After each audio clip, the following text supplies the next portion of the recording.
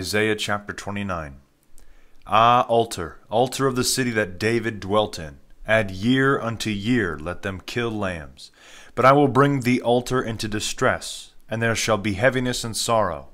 And it shall be unto me like an altar.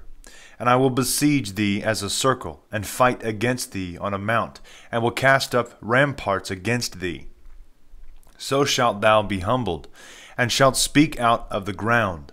And thy speech shall be as out of the dust. Thy voice also shall be out of the ground like him that hath a spirit of divination. And thy talking shall whisper out of the dust.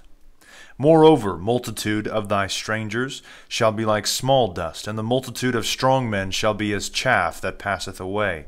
And it shall be in a moment, even suddenly. Thou shalt be visited of the Lord of hosts with thunder and shaking, and a great noise, a whirlwind and a tempest, and a flame of a devouring fire. And the multitude of all the nations that fight against the altar shall be as a dream or vision by night, even all they that make the war against it, and stronghold against it, and lay siege unto it. And it shall be like as an hungry man dreameth, and behold, he eateth, and when he waketh his soul is empty, or like as a thirsty man dreameth, and lo, he is drinking. And when he awaketh, behold, he is faint, and his soul longeth. So shall the multitude of all nations be that fight against Mount Zion. Stay yourselves and wonder. They are blind, and make you blind. They are drunken, but not with wine. They stagger, but not by drink. For the Lord hath covered you with a spirit of slumber, and hath shut up your eyes, the prophet, and your chief seers hath he covered. And the vision of them all is become unto you, as the words of a book that is sealed up, which they deliver to one that can read, saying, Read this, I pray thee. Then shall he say, I cannot, for it is sealed. And the book is given unto him that cannot read, saying, Read this, I pray thee. And he shall say, I cannot read. Therefore the Lord said, Because his people come near unto him with their mouth, and honor me with their lips, but have removed their heart far from me, and their fear toward me was taught by the precept of men.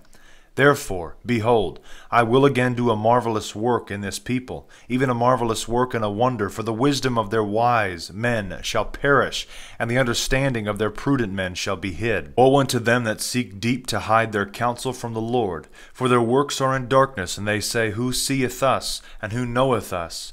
Your turning of devices, shall it not be esteemed, as the potter's clay? For shall the work say of him that made it, He made me not? Or the thing formed say of him that fashioned it, He had none understanding?